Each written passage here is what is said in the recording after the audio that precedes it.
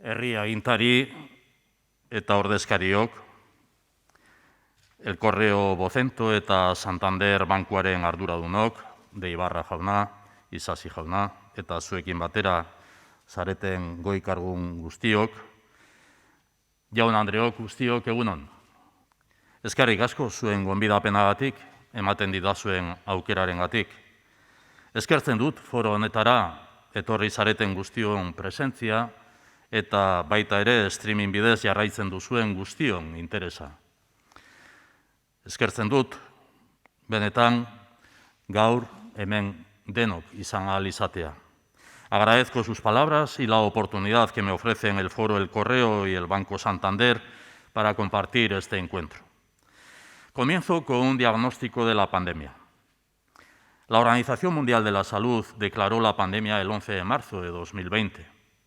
2 días después, 13 de marzo, declaramos la emergencia sanitaria en Euskadi y el día 14 el Gobierno español declaró el estado de alarma. Han pasado 22 meses. Nuestro primer recuerdo está con las personas fallecidas y sus familias. El Parque Sempervirens en Vitoria-Gasteiz es el espacio de recuerdo, solidaridad y esperanza. Una mención a las y a los profesionales que siguen atendiendo a las personas contagiadas, enfermas o especialmente vulnerables. Su labor merece todo nuestro reconocimiento. Y un agradecimiento a la inmensa mayoría de la sociedad, que está demostrando un comportamiento ejemplar. Hace un año, y era el 15 de diciembre cuando teníamos esta conferencia, el año pasado, hace un año no había ni una sola persona vacunada. Hoy superan el 91% y el inicio de la vacunación infantil está siendo prometedor. En todo caso, la vacunación es necesaria, pero no es suficiente. Nos encontramos en el tercer periodo de emergencia sanitaria en estos momentos. El primero, 13 de marzo a 17 de mayo de 2020, estuvo marcado por el desconocimiento sobre el virus. La respuesta fue el confinamiento domiciliario. En el segundo, 17 de agosto de 2020 a 7 de octubre de 2021, nos enfrentamos a 4 olas consecutivas. Las limitaciones y restricciones de la interacción social fueron la respuesta. Desde el 3 de diciembre ha entrado en vigor el tercer periodo. La realidad en esta ocasión tiene 2 caras. Por una parte, un porcentaje de vacunación en Euskadi con pauta completa que supera el 91% de la población diana, las dosis de refuerzo, la vacunación pediátrica también avanza. Por otra parte, sufrimos una sexta ola en toda Europa con la amenaza de la variante Ómicron. Las tasas de incidencia son las más altas de toda la pandemia. La presión hospitalaria es creciente y afecta a la atención primaria. He reiterado la necesidad de una adecuación urgente de la legislación. He insistido en la modificación del Real Decreto que regula el uso de mascarilla. La consejera de Salud ha venido planteando en cada reunión del Consejo Interterritorial estas propuestas y la necesidad de armonizar medidas preventivas compartidas con una cobertura jurídica eficaz. Una y otra vez se ha respondido que las comunidades autónomas ya disponen de herramientas. Sin embargo, la realidad ha venido a demostrar la inefectividad de esta expresión. Inefectiva porque la disparidad de resoluciones judiciales lo demuestra. Inefectiva porque la evolución pandémica demanda herramientas adicionales y con seguridad jurídica. Por estas razones, este sábado dirigí una carta al presidente del Gobierno español en la que le solicitaba una reunión urgente de la Conferencia de Presidentes y Presidentas. Celebro y agradezco que la petición haya sido atendida. El objetivo es compartir un diagnóstico y analizar medidas comunes. No es positiva la disparidad de respuestas y decisiones. La estrategia, a juicio del Gobierno vasco, tiene 5 grandes ejes. 1. Vacunación. 2. Extender el pasaporte COVID a todos los ámbitos en que sea posible y útil hacerlo. 3. Reforzar la realización de test y el rastreo de casos y contactos. 4. Compartir una misma estrategia en el conjunto del Estado y de la Unión Europea. Es urgente, por ejemplo, la obligatoriedad de la mascarilla en exteriores, criterios para la aplicación de medidas no farmacológicas de impacto preventivo y la cobertura jurídica para poder implementarlas. 5. Corresponsabilidad cívica en el mantenimiento de las medidas preventivas. Es fundamental aplicar un criterio de rigor preventivo: mascarilla, distancia, higiene de manos, ventilación y evitar aglomeraciones. Necesitamos corresponsabilidad y compromiso por parte de todas y de todos. Hemos superado 5 olas y vamos a superar esta sexta. Para ello necesitamos mejorar nuestras herramientas, nuestra coordinación y la cobertura normativa de las medidas que deban adoptarse en cada momento. Orainari erantzuten eta etorkizuneko oinarriak eraikitzen ari gara. Azken 22 hilabete hauetan, pandemiak gure bizitza eta zeregina erabat baldintzatu ditu. Hori izan da gu guztion lehentasuna. Baina horrekin batera, bai Jaurlaritzak eta baita erakunde guztiek ere etorkizunari begira jarraitu dugu. Pandemiak aurrez aurre ditugun eraldaketen garrantzia areagotu egin du eta gure zeregina erronka horiei erantzun egokiak emateko prestatzea izan da.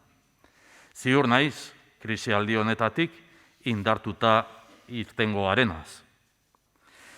En tiempos de incertidumbre y tensión, hemos mantenido la mirada en el futuro. 1. Estamos desarrollando la Agenda 2030 y los 17 Objetivos de Desarrollo Sostenible de Naciones Unidas.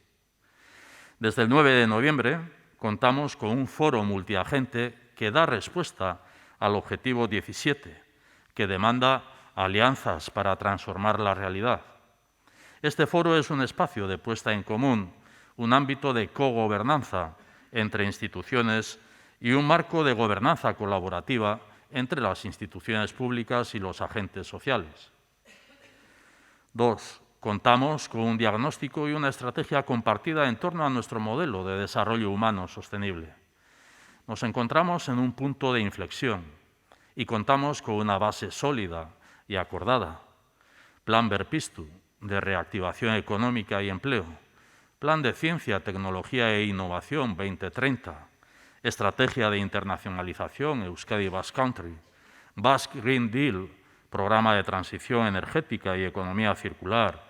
Plan de Digitalización y Basque Industry 4.0. Euskadi Next para los fondos europeos.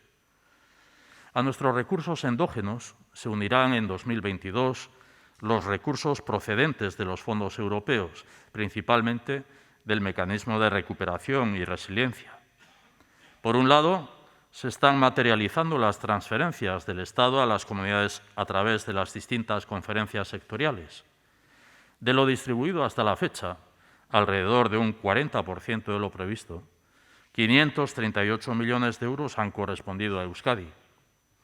Por otra parte, contamos con los recursos que gestionan los diferentes ministerios, mediante convocatorias de ayudas en régimen de concurrencia competitiva. Así, la semana pasada se aprobó el PERTE de energías renovables, hidrógeno verde y almacenamiento, ámbitos en los que Euskadi tiene fortalezas y contamos con iniciativas público-privadas de gran potencia. Por último, hace 2 meses envié nuestros 3 proyectos estratégicos a la vicepresidenta Nadia Calviño. Sabemos que estamos bien posicionados en el proyecto de ecosistema economía del dato, pero aún no tenemos respuestas concretas. 3. Vamos a sacar adelante los presupuestos más ambiciosos de nuestra historia. La solvencia de las cuentas públicas está garantizada. El déficit del 2,2% y la deuda del 16,9% están acordados en la Comisión Mixta del Concierto. Los servicios públicos esenciales están garantizados: salud, educación y protección social. Hemos incrementado un 50% los recursos destinados a la inversión pública y un 12% los recursos públicos para innovación. Hemos planteado un presupuesto de consolidación social y de nuevo impulso económico. Desde el punto de vista de los ingresos públicos, la reforma fiscal acordada en 2016-2018 se ha demostrado eficaz. A pesar de la pandemia, estamos logrando los dos objetivos planteados: una positiva evolución de los ingresos fiscales, unida a una recuperación de la inversión, la actividad y el empleo. En todo caso, la situación económica sigue siendo difícil. Nuestra previsión es que el Producto Interior Bruto crezca, como se ha dicho, el 5,6% este año y el 6,7% el que viene. Hemos realizado esta revisión motivada por tres factores: el efecto ajuste del entorno, que se ha producido en las previsiones tanto en el Estado como para el conjunto de Europa; el efecto cuello de botella, que hemos conocido en la producción debido a las dificultades de la oferta para responder en un momento de fuerte incremento de la demanda; el efecto sectorial, que ha afectado especialmente a la industria en general, la automoción en particular y el sector exterior, todos ellos básicos para la economía vasca. Mantenemos la previsión de que 13.400 personas este año y 11.500 más el que viene puedan encontrar empleo. Este año podríamos superar la cota de 980.000 personas afiliadas a la Seguridad Social, cifra que nos acerca al máximo histórico anterior a la crisis de 2008. Lograríamos situar la tasa de paro en el 9,2%, por debajo de la situación previa a la pandemia. Este es el objetivo nuclear del Gobierno en la presente legislatura. Un Gobierno que, además de la pandemia, sigue manteniendo una estrategia orientada a convertir los retos globales en oportunidades. Gure helburua da, erronkak aukera bihurtzea. Bide horretan, azken astean hartu ditugun 3 erabaki aipatuko ditut. Euskadi Basque Countryren nazioartekotzeko estrategia onartu dugu. Erronka demografikoari aurre egiteko erantzuna adostu dugu, eta trantsizio energetikoari eta klima aldaketari buruzko lege proiektua bultzatu dugu. 1. Hemos aprobado la nueva estrategia de internacionalización Euskadi Basque Country.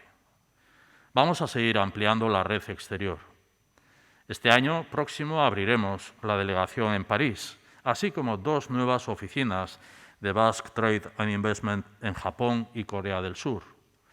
Estos 4 años vamos a organizar 350 misiones de agentes vascos al exterior y apoyar la participación en 610 ferias, eventos y foros internacionales, si la pandemia nos lo permite, a nivel planetario. Vamos a impulsar la participación directa en los programas de financiación clave de la Unión Europea: Horizonte Europa, Pacto Verde, Europa Creativa o Agenda Europea de Capacidades. Apostamos por la cooperación interregional europea desde el liderazgo de la Comisión Arco Atlántico o la Eurorregión. Hemos asumido el reto de impulsar el Corredor Atlántico y esperamos una suma de voluntades en este objetivo de país. 2. Respuesta vasca al reto demográfico. El Gobierno vasco y las diputaciones forales aprobamos el pasado martes la Estrategia 2030 para el reto demográfico, un enfoque que contempla 25 iniciativas. Entre las nuevas propuestas destaca una ayuda por hijo o hija que unifique y eleve los estímulos que reciban las familias en la actualidad. Está en estudio su cuantificación, financiación y regulación, que se abordará en un grupo de trabajo del órgano de coordinación tributaria. Se prevé también un programa de préstamos sin intereses y de devolución a largo plazo para proyectos de emprendimiento, formación o vivienda para jóvenes. Se incluye asimismo la gratuidad de las escuelas infantiles de 0 a 2 años para crear condiciones de mayor apoyo a la conciliación.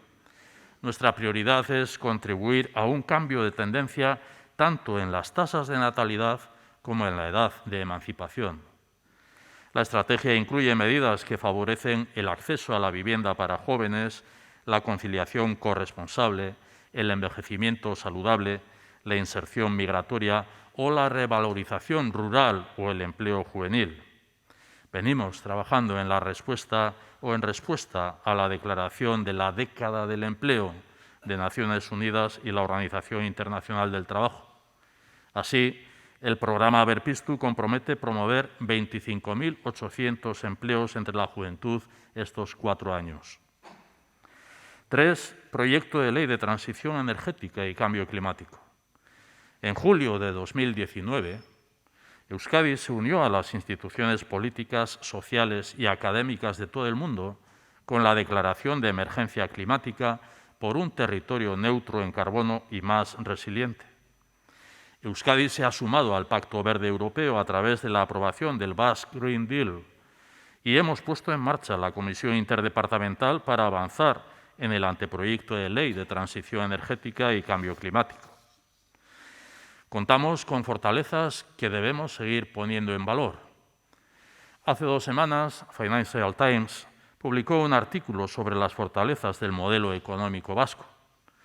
La pasada semana, The Foreign Policy Center ha analizado nuestro modelo, presentando las 6 lecciones de la experiencia vasca sobre competitividad y crecimiento inclusivo. Financiación estable y predecible para administraciones locales y regionales, estrategia que incluye las aportaciones locales y el liderazgo compartido, compromiso público con la rendición de cuentas, economía basada en la industria y la diversificación, colaboración transversal entre los partidos políticos que evite el cortoplacismo y participación de la iniciativa privada y los agentes sociales en un modelo de crecimiento sostenible. Estas publicaciones son un revulsivo para la imagen internacional de Euskadi Basque Country. Son también, lo reconozco, un acicate para seguir avanzando en un tiempo tan convulso y difícil. Sabemos que no es suficiente, porque vivimos un momento de transformación y cambio en el ámbito económico y social, también en lo político e institucional. Debemos elevar la mirada. Hemos superado la primera fase crítica de resistencia para dar respuesta al ámbito económico y del empleo. No es suficiente con volver a la situación pre-COVID de 2019. Estamos hablando de una profunda renovación, bizi berri, una nueva cultura de vida y convivencia, compromiso y responsabilidad. Sostenibilidad y solidaridad son probablemente las claves de nuestro tiempo. La pandemia nos está sometiendo a una prueba dura e imprevista. Esta experiencia debe servirnos para extraer aprendizajes en clave de valores y nueva forma de vida. La pandemia ha sido una cura de humildad. Apaltasunarekin batera, elkartasuna eta iraunkortasuna indartu egin dira. Pandemia luze honek norberaren ardurari buruzko hausnarketa ere eragiten du. Guztiok egin dezakegun galdera honako hau da. Zer egin dezaket nik aurrez aurre ditugun erronkei erantzuna emateko? Argi dago norberaren erabakiak gizarteari eta bizikidetzari eragiten dietela. Horregatik guztiagatik, ziur naiz bizitzen ari garen pandemia honen ondorioa positiboa izango denaz. El valor del autogobierno vasco. A lo largo de la pandemia hemos podido comprobar el valor de las instituciones y los servicios públicos. El Sistema Vasco de Salud, la Ertzaintza, el concierto económico o las políticas sociales han sido las herramientas clave de nuestra respuesta a esta crisis. También hemos conocido riesgos, amenazas y retrocesos. En primer lugar, enfrentamos una clara tendencia de erosión silenciosa de nuestro autogobierno. Progresar en autogobierno no es solo conseguir las transferencias pendientes, es también volver la vista atrás para asegurar la vigencia en espíritu y letra de nuestro autogobierno, del Estatuto de Gernika. Tenemos el reto de avanzar en el cronograma de cumplimiento íntegro del Estatuto y cerrar definitivamente este contencioso institucional, jurídico y también político. Además, compartimos de forma mayoritaria la necesidad de profundizar en el autogobierno, adaptado a la nueva realidad de la Unión Europea y en el marco de un modelo territorial del Estado que precisa una reformulación. El Estatuto de Gernika supuso el reconocimiento de la identidad del pueblo vasco y ha hecho posible dar continuidad a la institucionalización de Euskadi. Nos ha permitido alcanzar el grado de progreso, bienestar y justicia social con que contamos. Nos encontramos ante la oportunidad de alcanzar un nuevo pacto que reconozca nuestra realidad nacional, la singularidad del autogobierno vasco, asiente una relación bilateral con el Estado y favorezca la presencia y proyección internacional de Euskadi. En esta visión de futuro, abogo por explorar la vía de aplicar el mecanismo de éxito del concierto económico a una nueva fórmula de concierto político vasco. Termino en clave de confianza, esperanza y ambición. Primero, humildad. Reconozco la gravedad de la pandemia, su afección a la salud y el bienestar, las dificultades que genera y las incertidumbres que amenazan el escenario de recuperación mundial. Apaltasunarekin batera konfiantza ere bai. Oinarri sendoak eraiki ditugu eta prestatuta gaude datorren urtea berpizkundearen hasiera markatzeko. Gizartea zuhurtzia eta ardura erakusten ari da. Egun, adibidez, 91 baino gehiago txertaketa osoa jaso du. Haurren txertaketa jaso duen erantzuna ere positiboa izan da. Junto a la humildad, tenemos motivos y bases sólidas para la confianza. Hemos sido reconocidos por la Unión Europea como región altamente innovadora. Hemos redoblado nuestra apuesta por la I+D con un crecimiento del 12% de la inversión pública, superando el 6% comprometido. El próximo año vamos a contar con un presupuesto que apuesta por la inversión pública, la innovación y la transformación verde y digital de nuestra industria y de nuestro tejido productivo. Las últimas estimaciones sitúan la tasa de crecimiento de nuestro Producto Interior Bruto por encima del 5% este año y del 6% el que viene. En 2 años recuperaremos la pérdida provocada por la pandemia. La tasa de paro prevista se sitúa ya por debajo del 10%, alcanzando el objetivo fijado inicialmente para toda la legislatura. La recaudación fiscal ha evolucionado muy positivamente este año y las expectativas son de mantenimiento en 2022. Vamos a contar con fondos europeos para apoyar proyectos estratégicos de inversión y transformación, como la movilidad eléctrica, las energías renovables o el corredor vasco del hidrógeno. Los 150 compromisos del programa de gobierno están en ejecución. Se han remitido al Parlamento 28 iniciativas legislativas. Se han aprobado 9 planes estratégicos y 7 más están en elaboración y tramitación avanzada. Estos son los mimbres de un país y de un gobierno en marcha. Gure helburua anbizio handikoa da. Krisialdi hau Euskadiren eraldaketarako baliatzea, horren bidez, etorkizuneko lehiakortasuna, hazkundea, enplegua eta ongizatea sustatzea. Uste osoa daukat, historian zehar lortu duguna, orain ere lortuko duguna. Eredua badugu eta auzolana da eta auzolana du izena. Tengo plena confianza en la madurez y responsabilidad de la sociedad vasca, el espíritu de innovación y compromiso de las y de los empresarios, el conocimiento, la innovación, la formación avanzada de nuestro sistema académico también en la juventud, la capacidad de adaptación y la participación de las y de los trabajadores, el diálogo social y la colaboración público-privada. He comenzado reconociendo humildad. Me conocen, soy realista, pero en estos momentos tengo la convicción de que podemos salir reforzados de esta crisis. Naciones Unidas ha hecho un llamamiento a que esta sea la década de la acción. Euskadi está en acción. Contamos con un modelo de desarrollo humano sostenible que se ha demostrado eficaz. Contamos con una cultura de colaboración público-privada, con una estrategia acordada en Berpiztu, la Agenda 2030, Basque Green Deal, la prioridad de la inversión, la innovación y la industria. Contamos con el concierto económico y las capacidades de nuestro autogobierno, mayor fortaleza y una economía más competitiva, con mayor equilibrio y cohesión social. Tengo plena confianza en la sociedad vasca y trabajo con la ambición de lograr un futuro mejor para todas y todos. Eskerrik asko.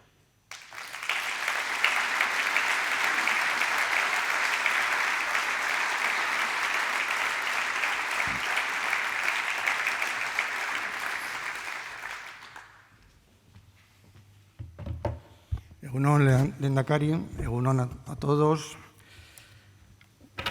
Bueno, primero quería agradecer su presencia en este foro el que nos gustaría solo hablar de economía y de política, pero lamentablemente tenemos que seguir hablando de la pandemia. También es cierto que el año pasado fue online, este año es presencial. Como el lehendakari nos ha recordado, el año pasado no estábamos nadie vacunados. Este año podemos estar aquí pues la mitad del aforo y estoy seguro que la próxima edición este recinto se nos va a quedar pequeño o incluso completo. Lehendakari, usted también ha empezado por el tema de la pandemia. Yo creo que hay una pregunta que nos hemos hecho todos los vascos y estoy seguro que usted el que más es ¿por qué o qué razones hay para que Euskadi esté en casi todas las olas a la cabeza de contagios? ¿Qué razón pueden explicar esta situación? Pues la semana pasada había una publicación también sobre esta cuestión en un medio de comunicación, de prensa escrita, de implantación a nivel de Estado español. No voy a decir el nombre, pero a la hemeroteca nos podemos remitir, en la que se reflejaba que ni los expertos tampoco saben dar con la respuesta a por qué en las diversas olas es en Euskadi donde tiene una mayor incidencia. Eso no quiere decir que sea la comunidad en la que mayor incidencia se da, porque los tiempos luego van demostrando que también otras comunidades autónomas vienen también reflejando lo que es la incidencia de las diversas olas y además con mayor incidencia que la que se da en Euskadi. Pero es cierto que el coronavirus comenzó aquí, en Gasteiz, el año pasado. Hay dudas sobre si el origen fue en Málaga y si se tradujo aquí a Euskadi, pero la incidencia comenzó aquí en Euskadi. He comentado antes que adoptamos aquí la declaración de emergencia sanitaria, antes que la declaración del estado de alarma.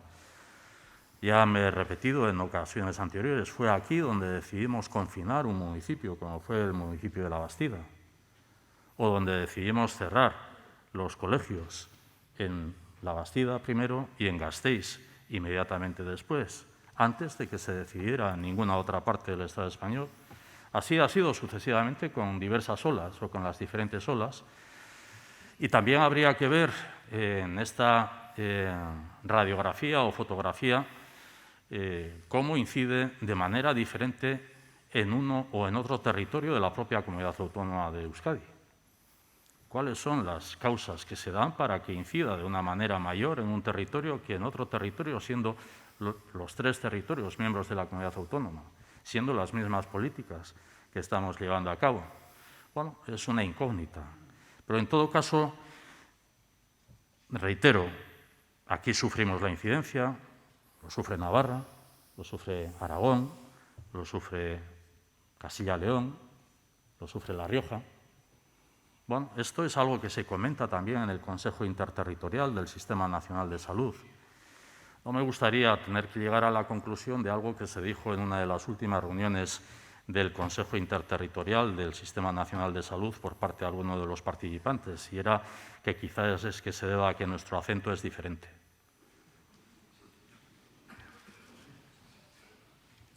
¿Por qué sucede?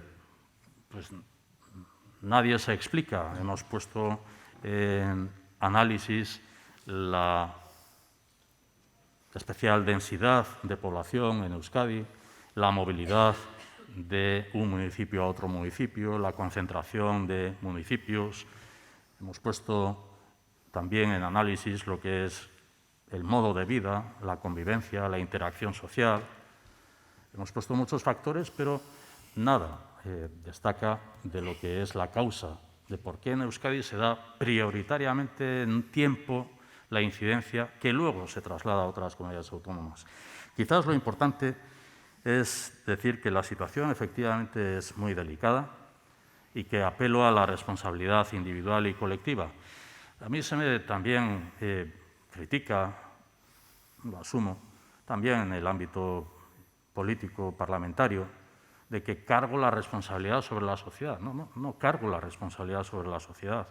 Como Administración estamos poniendo todos los recursos para hacer frente a la pandemia, sean los sanitarios, que es lo que nos corresponde, como también los económicos para dar ayuda a todos los sectores que se puedan ver afectados por las decisiones que adoptamos para hacer frente a la pandemia.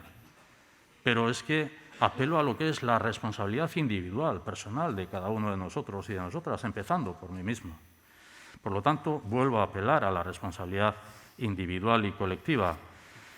He expuesto nuestra estrategia actual a lo largo de toda la pandemia. Estamos actuando siguiendo las recomendaciones de las autoridades sanitarias y obrando con equilibrio. Y en cualquier caso, es importante recordar que el objetivo último es, en lo posible, reducir el número de fallecimientos al máximo posible. Y quiero recordar que el Instituto Nacional de Estadística ha publicado los datos del incremento de fallecimientos el año pasado, en 2020, con respecto al año anterior, 2019, y la media para el Estado era de un incremento del 17% y el incremento en Euskadi estuvo por debajo del 12%. Con lo cual, estas interpretaciones de por qué en Euskadi, bueno, en Euskadi empezamos, no quiere decir que se quede el virus solamente en Euskadi. Luego vemos cómo afecta y en diferentes periodos de tiempo. En Euskadi hay diferencias también de un territorio con respecto a otro territorio, según la ola que hayamos ido analizando. Pero en Euskadi tenemos una estrategia también clara de abordaje de lo que es, desde lo que es el compromiso individual y colectivo, con la actuación absoluta por parte del conjunto de las instituciones, Gobierno, diputaciones, ayuntamientos, para que cada uno implementemos también las medidas que nos corresponde para hacer frente en cada momento a la pandemia. Sobre la toma de decisiones, le quería preguntar. El presidente Pedro Sánchez, usted se ha referido a ello, ha convocado para este miércoles una conferencia de presidentes. Es un mecanismo que casi se nos había olvidado ya. También se nos había olvidado las comparecencias públicas del presidente. Parece que vuelven. Yo le quería preguntar que a veces a la sociedad lo que nos llega es una sensación de que los responsables políticos se muestran reacios a ser los primeros o a tomar decisiones que puedan afectar de alguna manera a algunos sectores o ser directamente antisociales. ¿Usted comparte esta apreciación? En mi caso, por lo menos, no. En el caso de las instituciones vascas, no. Creo que hablo en nombre de todas las instituciones vascas. Cuando declaramos la emergencia sanitaria, convocamos un consejo asesor del Plan de Protección Civil en Euskadi que, en ausencia de declaración de emergencia sanitaria, corresponde gestionar al Departamento de Seguridad del Gobierno vasco. Cuando convocamos, en base a lo que es la declaración de emergencia sanitaria, este Consejo Asesor está coparticipado o participado por el conjunto de las administraciones vascas, diputaciones, ayuntamientos de capitales, presidencia de Eudel, y cuenta también con la participación del delegado del Gobierno español. Es un Consejo Asesor, porque la responsabilidad máxima recae en el Lehendakari a la hora de la adopción de las decisiones, pero no como Lehendakari solamente, sino como Consejo Asesor. Hemos tenido ninguna duda cuando hemos tenido que aplicar algunas medidas o proponer algunas medidas. Medidas que cuentan también con una limitación, que es la garantía jurídica. Fíjense, reitero nuevamente, en Euskadi, declaración de emergencia sanitaria el 13 de marzo del año 2020, antes de la declaración de estado de alarma. Posteriormente, en el verano, sufrimos reveses por parte de la Sala de Contencioso del Tribunal Superior de Justicia del País Vasco el año pasado, en verano del año pasado, en cuanto era limitación de horarios en establecimientos de hostelería. En aquel momento yo abogaba también por lo que pudiera ser el toque de queda, ya en principios de agosto del año pasado. Llegamos a que en octubre yo tuve que solicitar la declaración de estado de alarma en el conjunto del Estado español, ante lo que era la situación y ante la no seguridad jurídica de las medidas que nosotros queríamos implementar. Hemos vivido en tiempo de estado de alarma. He solicitado, cuando ya en Semana Santa prácticamente se nos insistía en que no se iba a prorrogar el estado de alarma, he solicitado que se prorrogara el estado de alarma. La incidencia que tuvimos en junio con lo que eran los viajes de estudio, etcétera, toda la movilidad que se dio en esas fechas. Bueno, yo había solicitado la prórroga del estado de alarma. No siendo que se prorrogaba el estado de alarma, impulsamos una ley antipandemia vasca, aprobada el 24 de junio en el Parlamento Vasco. Posteriormente, he planteado en consejos interterritoriales, mediante la consejera de Salud, reiteradas medidas que no han sido tomadas en consideración. Hemos vivido bajo esa mención de que las comunidades autónomas disponemos de herramientas suficientes. ¿Cuáles son las herramientas suficientes cuando cualquier medida puede ser recurrida ante el Tribunal Superior de Justicia del País Vasco y la Sala de lo Contencioso, en su criterio, adopta las decisiones que sean, pero cuando son decisiones que no avalan lo que son nuestras medidas, ¿qué es lo que podemos hacer? Cuando las medidas que están planteadas en base a criterios científicos, en base a criterios también de comparativa de lo que sucede en el orden planetario y de otras medidas que se adoptan. Hemos vivido todas estas situaciones y las seguimos viviendo. Recientemente, para la implantación de la certificación de vacunación, hemos vivido un primer auto del Tribunal Superior de Justicia del País Vasco, que hemos tenido que recurrir al Tribunal Supremo. Esta es la dinámica en la que vivimos aquí en Euskadi. Nos queda que sigamos reivindicando la necesidad de la modificación del Real Decreto a nivel de Estado español para el uso obligatorio de la mascarilla en el exterior, cosa que he venido reivindicando desde el primer momento. Desde octubre vine reivindicando el uso de la mascarilla también en el exterior. He planteado la necesidad de la modificación de la legislación ordinaria existente a nivel de Estado español para poder adoptar medidas a hacer frente a la pandemia. He planteado la necesidad de una ley antipandemia en el Estado español para que tuviéramos cobertura jurídica. He planteado diversas iniciativas como el Lehendakari que han sido también cuestionadas como impopulares. Se me ha reivindicado por parte de grupos parlamentarios que adopte medidas impopulares que iba a tener el acompañamiento de los grupos parlamentarios. ¿Dónde ha estado el acompañamiento de esos grupos parlamentarios que han planteado la adopción de medidas impopulares? ¿Dónde?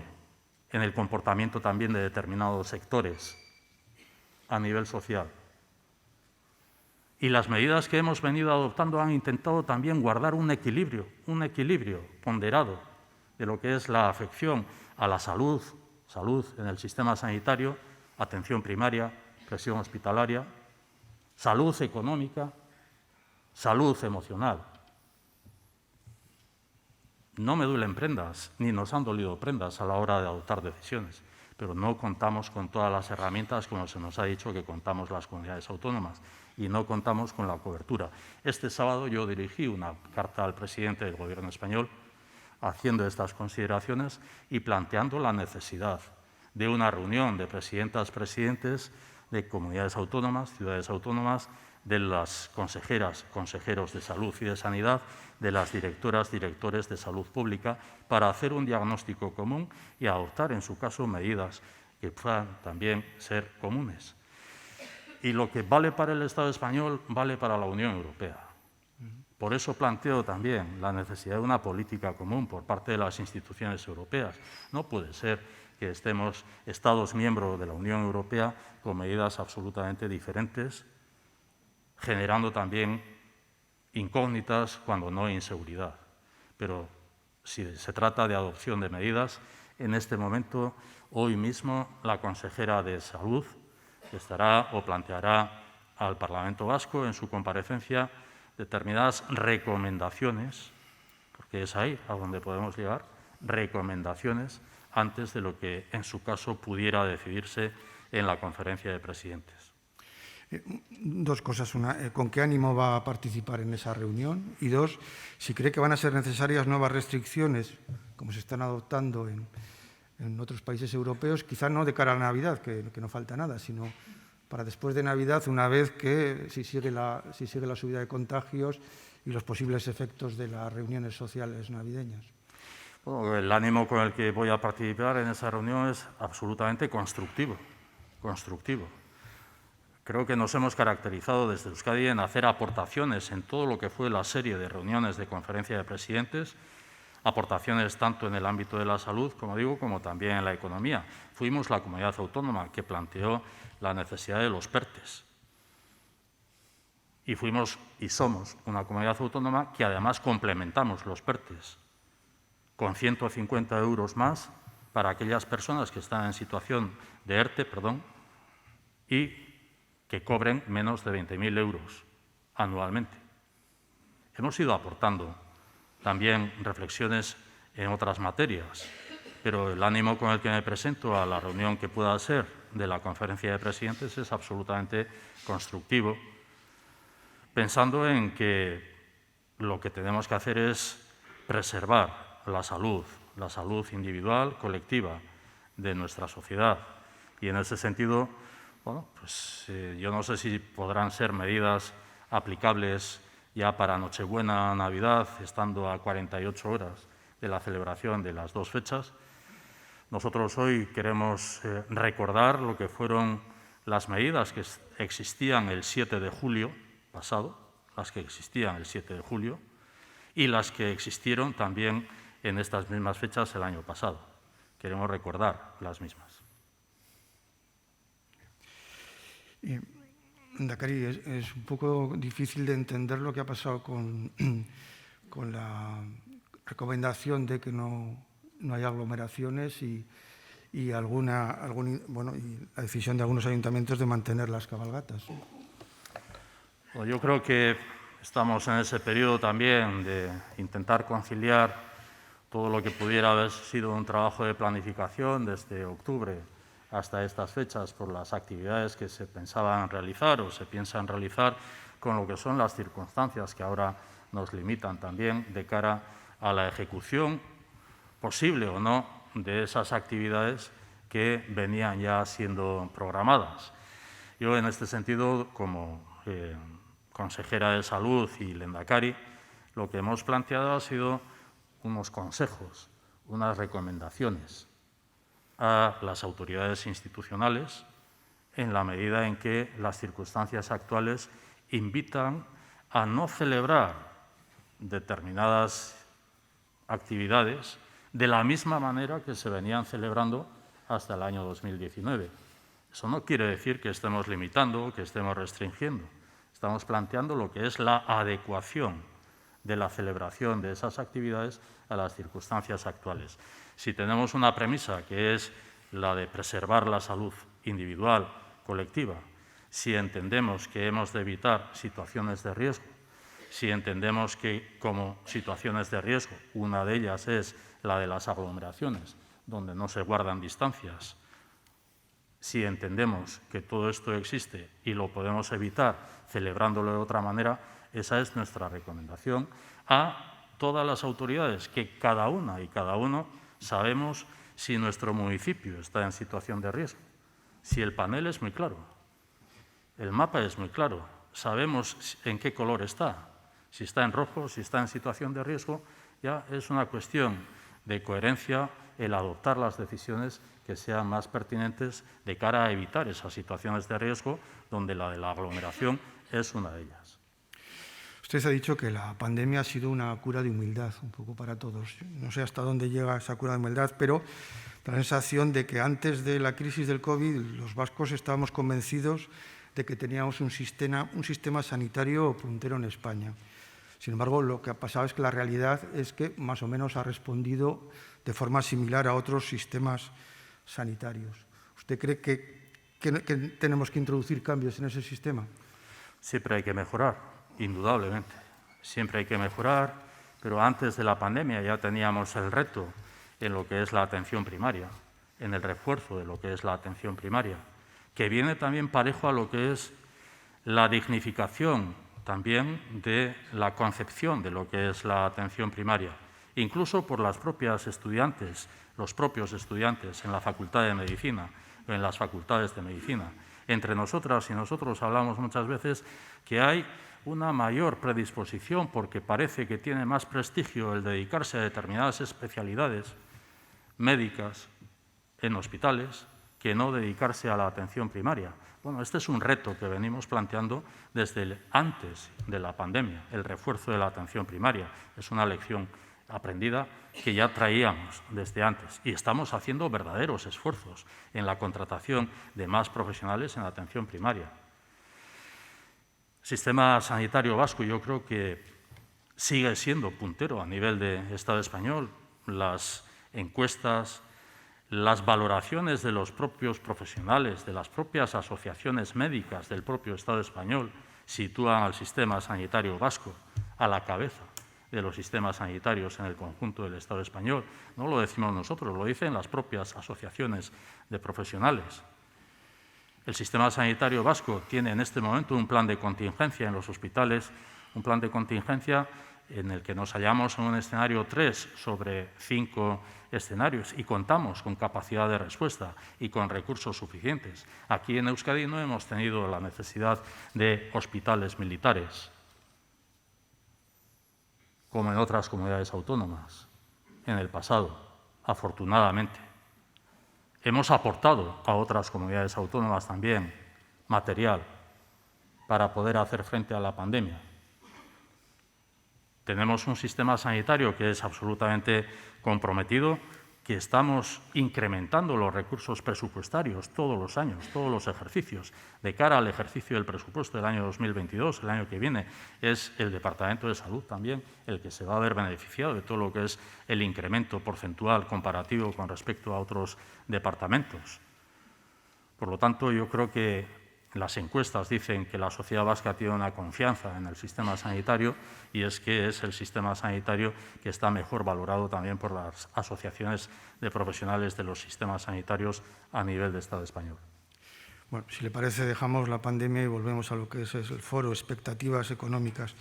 Y creo que ahora mismo no hay más expectativa que hay muchas más, pero una de las expectativas más importantes es los fondos europeos. ¿Hasta qué punto siguen siendo expectativas o tenemos ya algo, nos ha llegado algo? ¿Qué es lo que tenemos que esperar y en qué medida han participado las autoridades vascas en su reparto? Pues tenemos altas expectativas. Tenemos altas expectativas por 3 razones, diría yo. Presentamos a final de año, ahora por estas fechas, el 29 de diciembre del año pasado, ya presentamos al Gobierno español el proyecto del programa Euskadi Next, que se relaciona también con Next Generation EU. Y cuando presentamos Euskadi Next, lo presentamos con la consideración de que reúne un conjunto coherente y consistente de iniciativas públicas y público-privadas acordadas para afrontar los retos que tenemos también en lo que son las 3 transiciones, la transición energético-ecológica, la transición digital y la transición en orden a la cohesión social, demográfico, sociosanitaria. Tenemos expectativas porque consideramos que Euskadi Next es coherente también con los 7 ámbitos planteados o los 7 ámbitos emblemáticos señalados por la propia Comisión Europea como con el plan también de recuperación, de transformación y de resiliencia del propio Gobierno español. Y contamos con alta expectativa porque consideramos también que Euskadi Next recoge componentes que tienen encaje con los PERTE y con los PERTE que el Estado ha ido anunciando y también con otros proyectos que se vinculan o enmarcados en las áreas de especialización inteligente RIS3. Por esas 3 razones diría yo que tenemos altas expectativas en relación a los fondos europeos basados en lo que es el proyecto Euskadi Next. Por otra parte, hemos presentado, como he dicho en mi exposición inicial, 3 proyectos estratégicos a demanda de la vicepresidenta primera, Nadia Calviño, y creemos que Basque Mobility es, junto con el ecosistema del dato, la economía del dato y con el Basque Advanced Therapies, los 3 proyectos que nosotros presentamos, creemos que tienen visión de país, que son proyectos institucionales que integran proyectos también recogidos en Euskadi Next. Y, por lo tanto, también estos 3 proyectos creo, sinceramente, que son coherentes con las 3 áreas de especialización inteligente, con el Plan de Recuperación español, que son ejecutables en los plazos marcados por Europa y que son transformadores de la economía vasca. En esa relación estamos con el Gobierno español y lo dejo ahí. En un foro reciente y como respuesta a una pregunta, usted se refirió al dumping fiscal que ejerce la Comunidad de Madrid. ¿Qué medidas se pueden adoptar desde Euskadi para contrarrestar los efectos que puede tener la deslocalización de grandes contribuyentes? Yo estoy relativamente sorprendido por el eco que tuvo una respuesta que yo ofrecí a una pregunta en otro foro anterior a este, a principios del mes de noviembre. Estoy relativamente sorprendido por la cantidad de páginas que se escribieron después, en los días posteriores a esta conferencia. Lo cual, el hecho de que la cantidad de páginas que se escribieron, programas de televisión, prensa escrita a nivel de Estado español, me hace pensar si realmente no tenía yo razón en lo que dije en la respuesta. Pero es que además me tomé la molestia después de solicitar la transcripción de la pregunta y de la respuesta.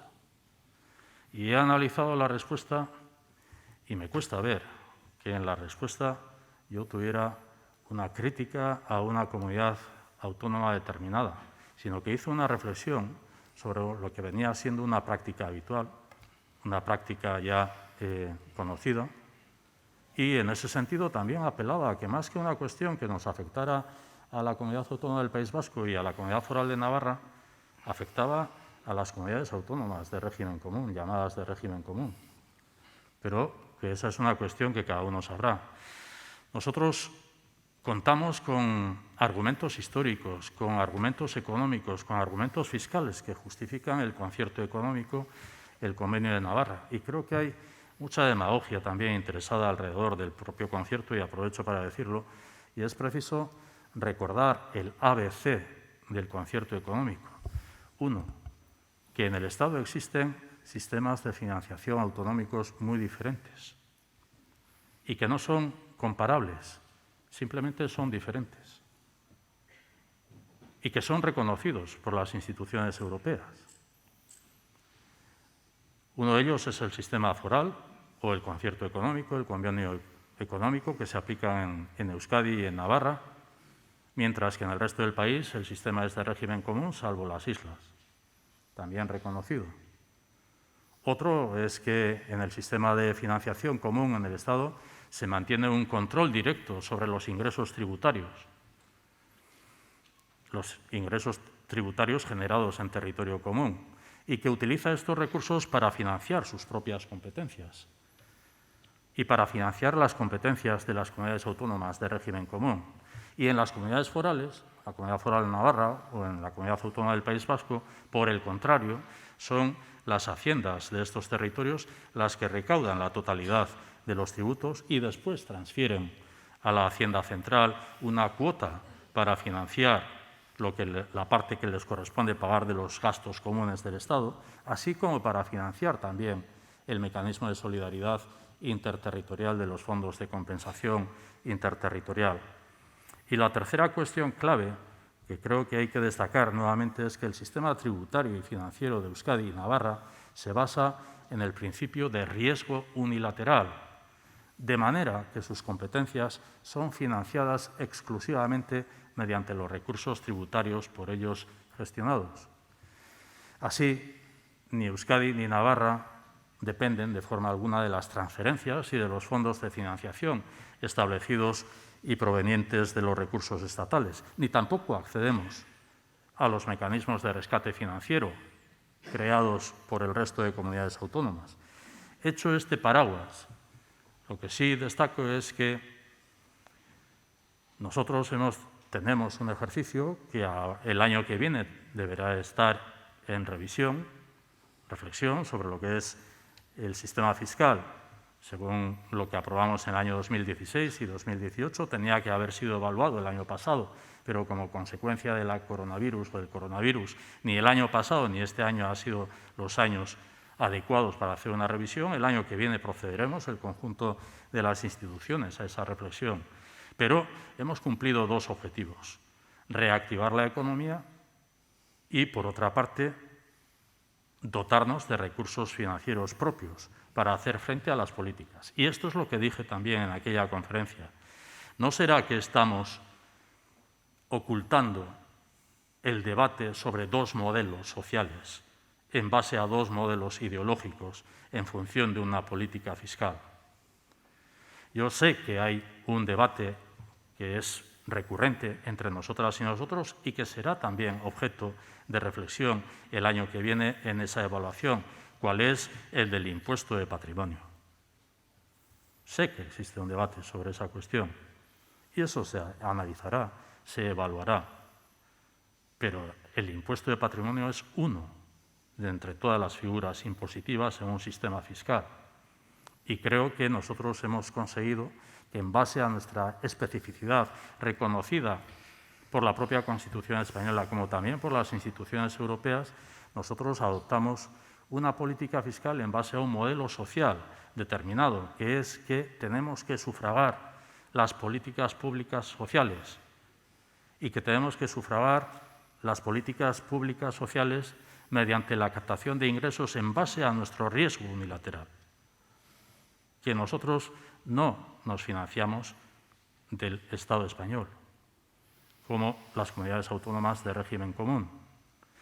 Si detrás de todo esto hay un debate ideológico oculto sobre lo que es el modelo, yo sigo pensando que en el conjunto de lo que es el sistema fiscal, la reflexión ha de ser: a mayor ingreso, mayor posibilidad de recursos para las políticas públicas sociales; a menor ingreso, menor posibilidad de recursos para las políticas públicas sociales.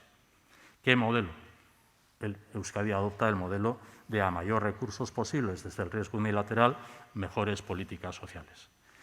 A partir de ahí, una figura u otras figuras, todas son susceptibles de revisión en esa evaluación a la que tenemos que proceder de un sistema que aprobamos en el año 2016 y 2018 y que no contó con el voto en contra del Partido Popular.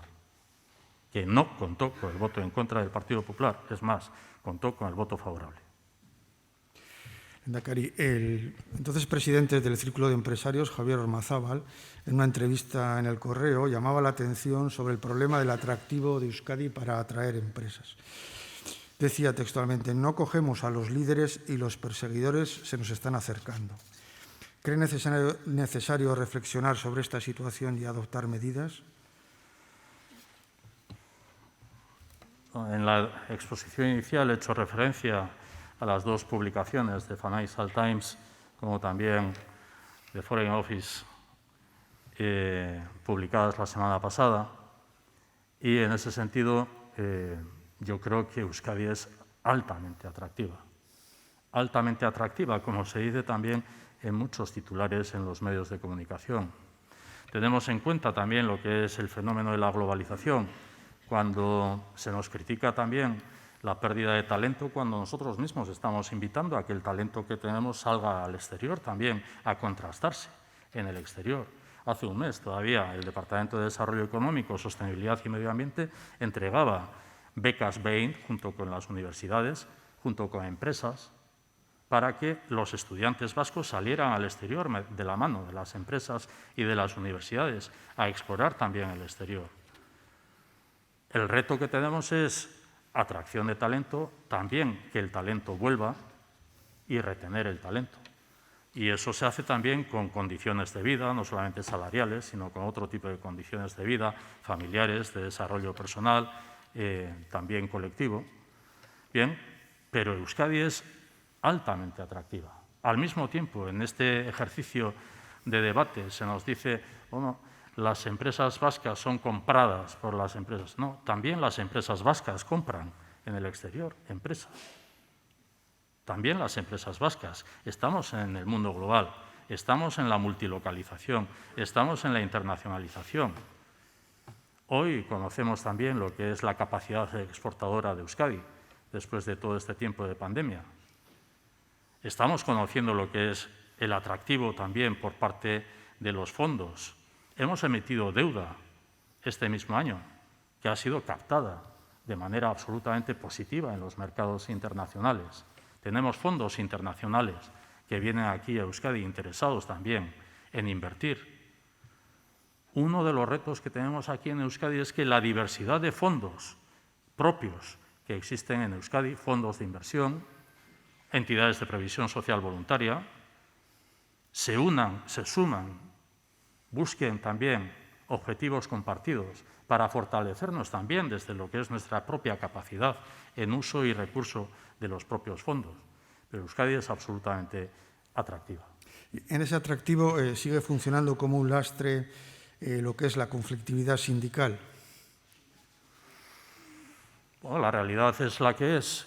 Yo creo que al decir la realidad es la que es, hemos de reflejar también que en Euskadi llevamos ya unos años de ejercicio de diálogo social. De diálogo social por parte de aquellas y aquellos que quieren dialogar. Digamos varios ejercicios de diálogo social con representación sindical que participa en la mesa de diálogo social, en los 5 grupos de trabajo de la mesa de diálogo social, que se han alcanzado acuerdos y se alcanzan acuerdos.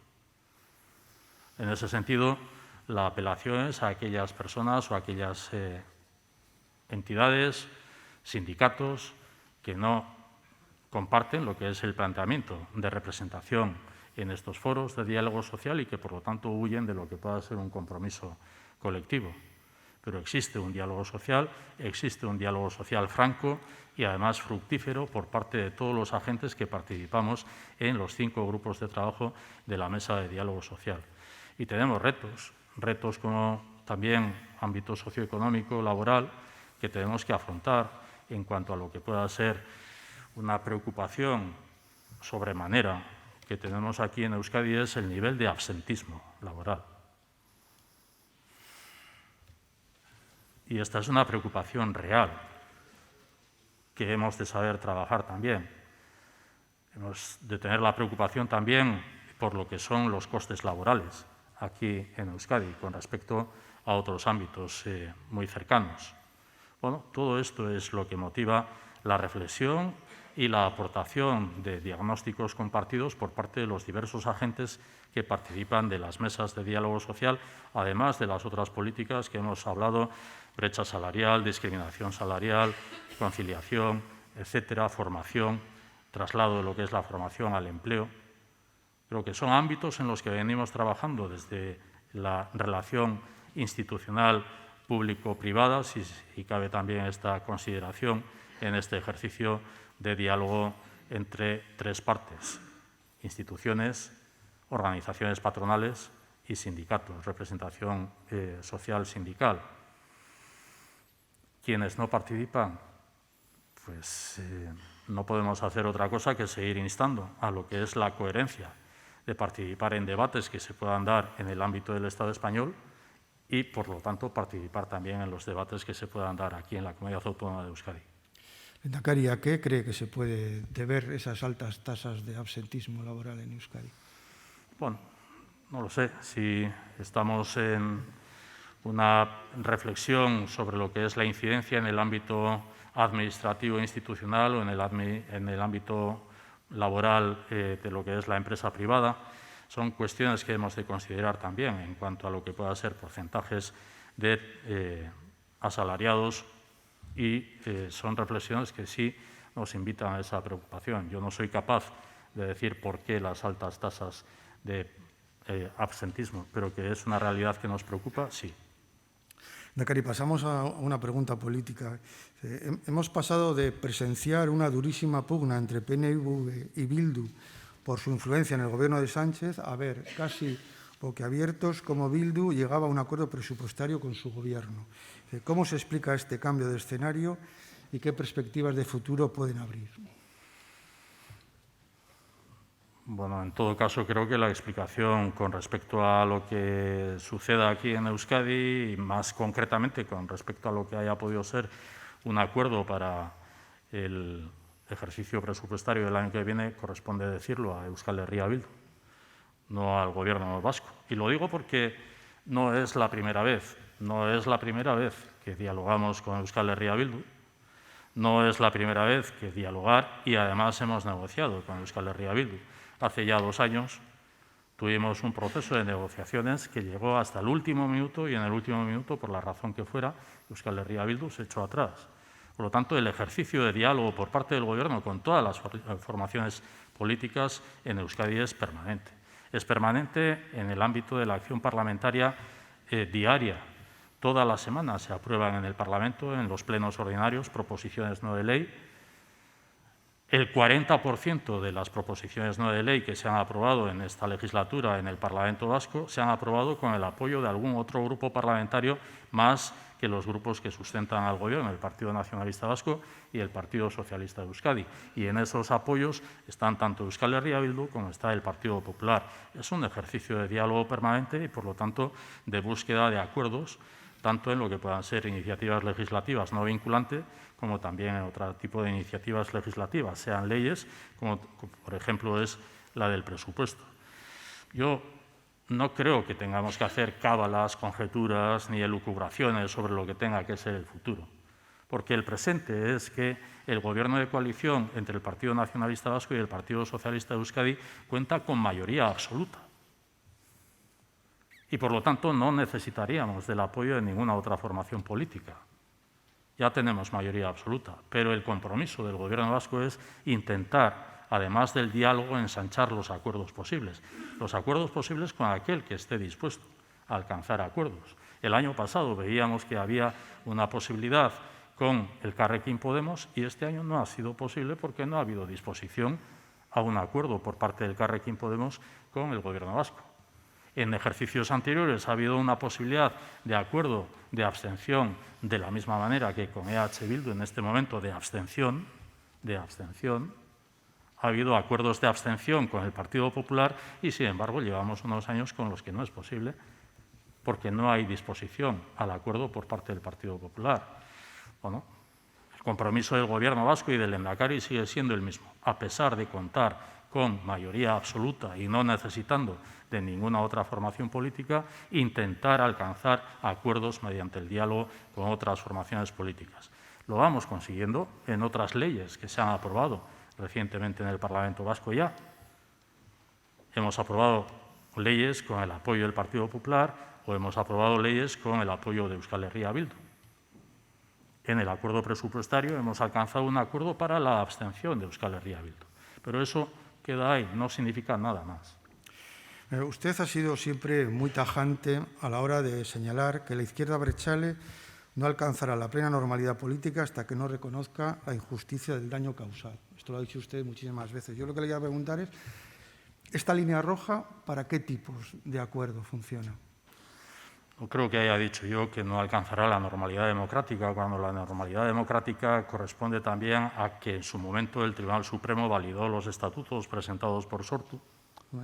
Por lo tanto, es una formación política con una representación institucional absolutamente legítima y ahí no cabe ninguna consideración sobre lo que es la naturaleza democrática de una formación política u otra formación política. Otra cosa es el ejercicio de las formaciones políticas en determinadas cuestiones o sobre determinadas cuestiones. Y cuando hablamos de convivencia democrática, de convivencia social, efectivamente Euskal Herria Bildu tiene una tarea pendiente como es la del reconocimiento del daño injusto causado o la del reconocimiento de la justificación del daño injusto causado, a la que ha procedido buena parte de la izquierda abertzale o buena parte de Euskal Herria Bildu. Esa es una tarea permanente en lo que es la normalización en la convivencia de la sociedad vasca. El ejercicio institucional es absolutamente legitimado por lo que son las sentencias de legalización de las formaciones políticas. ¿Es compatible un pacto estatutario transversal, como usted ha defendido siempre, con la institucionalización del derecho a decidir que planteó su partido en su última Asamblea General? es absolutamente compatible. No sé por qué tenemos que mezclar las cuestiones. Yo creo que estamos hablando de lo que es una cuestión que es el ejercicio diario de cara a lo que es también los objetivos que nos podemos plantear, como la reactivación económica, como lo que es la generación de empleo, la recuperación del empleo perdido, a lo que pueda ser una visión de futuro de la sociedad vasca en orden a lo que también son aspiraciones legítimas, democráticas, de cada una de las formaciones políticas. De la misma manera que es absolutamente legítimo que el Partido Socialista Español, el Partido Socialista Obrero Español, plantea un modelo federal para el Estado. Pues es absolutamente legítimo. Eso necesitaría también una relectura sobre lo que es la Constitución española o, en su caso, la modificación. La institucionalización del derecho a decidir. Es que yo creo que deberíamos también ser honestos con nosotros y nosotros mismos y pensar si no mezclamos interesadamente determinados conceptos con supuestos objetivos políticos, ideológicos de una formación política o de unas formaciones políticas. El derecho a decidir o la institucionalización del derecho a decidir no significa la independencia.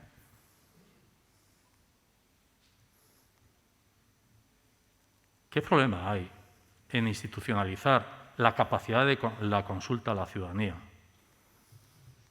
La capacidad de que la ciudadanía pueda decidir en cada momento cuál es el futuro que para esa ciudadanía quiere. Cuando algunos planteamos, por ejemplo, la institucionalización del derecho a decidir en una ley de claridad en el ámbito europeo, en el ámbito de las instituciones europeas, vale también para, por ejemplo, Escocia, que se vea afectada por lo que es la decisión del Reino Unido del Brexit, de salirse de las instituciones europeas y de que Escocia quiera plantear quedarse en la Unión Europea. ¿Por qué reducimos a lo que supuestamente son aspiraciones ideológicas de una formación política o de unas formaciones políticas lo que es un concepto como es el de la institucionalización del derecho a decidir, que por sí mismo no significa la independencia, sino que puede significar también la adhesión y puede significar también la colaboración entre comunidades autónomas? Creo que deberíamos hacer ejercicios mucho más profundos de lo que es la mezcla que hacemos de conceptos con lo que puedan ser aspiraciones ideológicas legítimas. Y, por lo tanto, no veo ningún problema en que algunos sigamos defendiendo la institucionalización del derecho a decidir sin ninguna cortapisa, sin ningún límite, cuando además algunos que estamos planteando la institucionalización del derecho a decidir estamos planteando que el ejercicio de la consulta debería ser que fuera atractivo, que concitara la mayor adhesión posible, previo a un acuerdo mayoritario, y no mezclarlo con lo que es la posibilidad de tener ámbitos de compromiso compartido institucionales, sea para un ejercicio presupuestario o sea para otro tipo de legislación. Lehendakari, vamos a cambiar de tercio. Hoy se va a inaugurar, me parece que esta mañana, el tren de alta velocidad a Galicia. Y bueno, pues ya somos de los últimos, de los penúltimos, cuando paradójicamente el Gobierno vasco fue de las primeras instituciones que habló del tren de alta velocidad en los años 80, ¿no? Que planteaba un tren Lisboa-Madrid, Irún-Francia. Sí.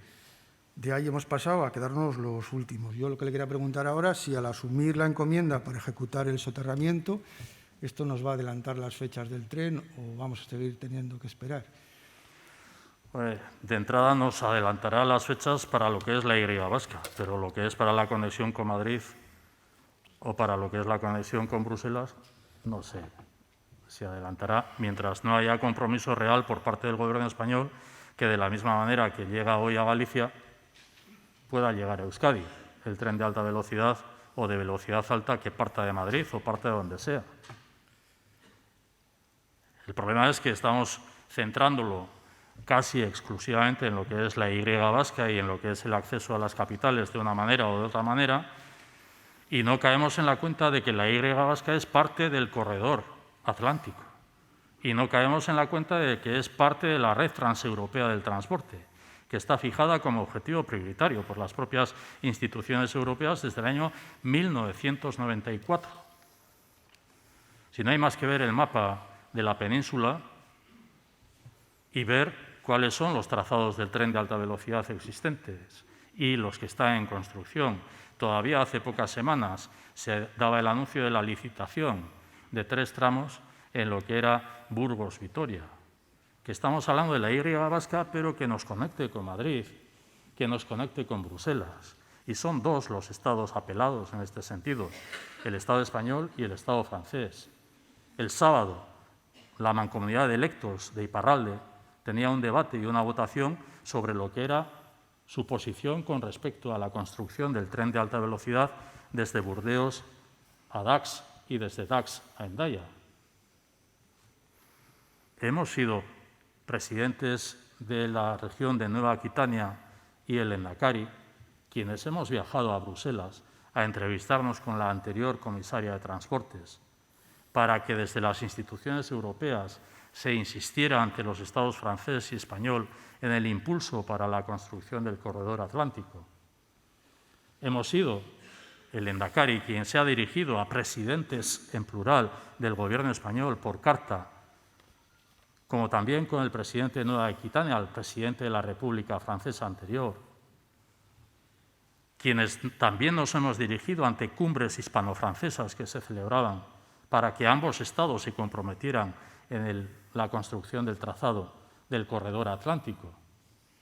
No podemos quedarnos en la interpretación del debate sobre lo que es la Y vasca y el acceso soterrado o no a las capitales. Afortunadamente se ha alcanzado un acuerdo y eso hará que sea posible la entrada en funcionamiento del tren de alta velocidad en lo que es la Y vasca. Pero ¿y lo que nos conecta con Bruselas? ¿Y lo que nos conecta con Madrid? Por eso abogo, y antes lo he dicho en la exposición, deberíamos asumir todas y todos los presentes, y muchas más y muchos más de los presentes, un compromiso con impulsar lo que es esa demanda del corredor atlántico. De la misma manera que en el conjunto del Estado español hay una dinámica de apoyo a lo que es la construcción del corredor mediterráneo por parte de agentes institucionales, económicos y sociales, aquí es necesario que tengamos también una visión del corredor atlántico, no de la Y vasca solo, que también, sino el corredor atlántico. Lehendakari, para terminar le quería hacer 2 preguntas relacionadas con la educación y con la reforma de con la elaboración de la nueva ley educativa vasca, ¿no? Yo creo que la semana pasada la mayoría del sector educativo se pronunció en favor de un único modelo lingüístico en euskera, ¿no? Pero hemos visto que según los datos del Deustobarómetro, la mayoría de la sociedad es partidaria de que los alumnos estudien en su lengua materna. ¿Qué opina usted de esta disfunción? Siempre he abogado por el consenso, por un acuerdo amplio, de no imposiciones, sino un acuerdo amplio que, basado en el consenso, vaya también concitando lo que es la decisión de las madres y padres que matriculan a sus alumnos en el sistema educativo y que eso vaya parejo también con la oferta que desde el propio sistema educativo hagamos en orden a lo que es el deseo de las madres y padres, de una manera absolutamente natural. Este es el ejercicio en el que hemos venido durante estos más de 30 años. Y en ese sentido yo creo que nos tenemos que seguir conduciendo en el futuro. Hemos conseguido en la legislatura anterior lo que fueron las bases de un acuerdo educativo en el plan Heziberri. Hemos planteado lo que es Hizkuntza Hitzarmena, lo que es un acuerdo educativo amplio que sea la base de lo que pueda ser el anteproyecto de ley del sistema educativo de la educación vasca. Bueno, nuestra disposición es 2 formaciones políticas que conformamos el Gobierno. Tenemos el compromiso de impulsar un anteproyecto de ley de educación, como somos el Partido Nacionalista Vasco y el Partido Socialista de Euskadi, y hacerlo en base a lo que es una voluntad de acuerdo, voluntad de ensanchamiento también de ese consenso que ya 2 formaciones políticas, como el Partido Nacionalista Vasco y el Partido Socialista de Euskadi, podemos reflejar. Creo que ese es el camino que hemos venido desarrollando durante todos estos años, estas décadas, y es el que en el futuro deberíamos seguir abordando. Hacer que la educación sea también, junto con las lenguas, no un arma arrojadiza, sino hacer que la educación y que las lenguas, que soportan también un sistema educativo, sean también conciliables y que sean también la base para lo que es un mejor objetivo de la educación, que es formar cuanto mejor a nuestras y a nuestros alumnos, desde lo que pueda ser la opción libre por parte de las madres y padres. Creo que estamos avanzando en ese sentido como sociedad vasca.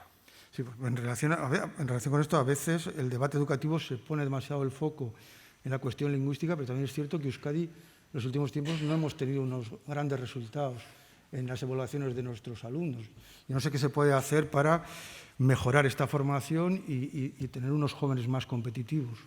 Yo creo que habría que analizar también en su globalidad, en lo que es el recorrido de una o de un estudiante en toda su etapa formativa para llegar al final de esa etapa formativa y no quedarnos en estadios intermedios que pueden ser medibles también mediante lo que es una evaluación diagnóstica o lo que puedan ser los conocidos como informes PISA, con toda la complejidad que tiene el análisis de los sistemas de medición, incluso también la fiabilidad o no de informes como el informe PISA que ha sido puesto en cuestión, no solamente desde Euskadi, sino desde otras comunidades autónomas o desde otros países donde unos años eran punteros en lo que era la evolución del informe PISA y otros años han pasado a una situación peor.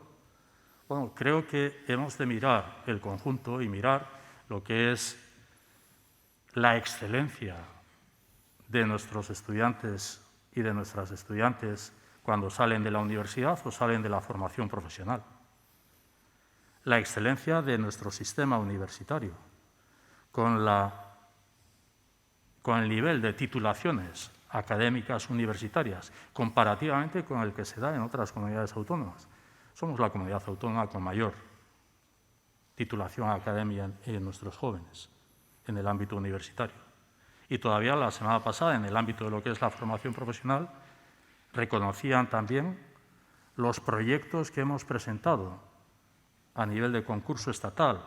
El 40% de los proyectos que han sido contemplados por parte de la Administración de cara a lo que es la formación profesional son proyectos de la formación profesional vasca. Por lo tanto, creo que la mirada tiene que ser en todo el trayecto al recorrido y creo que estamos hablando también de un sistema académico que tiene su ámbito de mejora, evidentemente, pero que es un sistema académico que nos hace ser referentes a nivel de Estado español y a nivel internacional. Las universidades vascas, contempladas en los rankings internacionales, en los rankings de Shanghái o en otros rankings. La formación profesional, que es capaz de convocar año tras año conferencias aquí en Euskadi internacionales, congresos internacionales en los que participan más de 100 países, en los congresos de formación profesional convocados también por nuestro sistema educativo. Por lo tanto, creo que tenemos que tener mucho más sentimiento de orgullo y de confianza en lo que es nuestro propio sistema educativo que más allá de lo que dicen determinadas informaciones de estudios intermedios que son muy sesgadas. Ya para acabar, me gustaría hacerle una pregunta personal. ¿Cómo se encuentra Íñigo Urkullu después de 2 años de pandemia? ¿Cuánto desgaste personal le ha supuesto y si le ha hecho replantearse algunas cosas de su vida? Bueno, antes he hablado de ambición y sigo con la misma ambición como lehendakari. Me encuentro en plena forma. Ojalá que siga este periodo que todavía no me ha afectado el coronavirus, todavía. Y, por lo tanto, con las mismas ganas e ilusión por cumplir con los objetivos de nuestro programa de gobierno y por hacer que Euskadi sea lo que todos queremos, cada vez una sociedad mejor. Entonces, ¿su partido puede contar con usted como candidato para las próximas elecciones?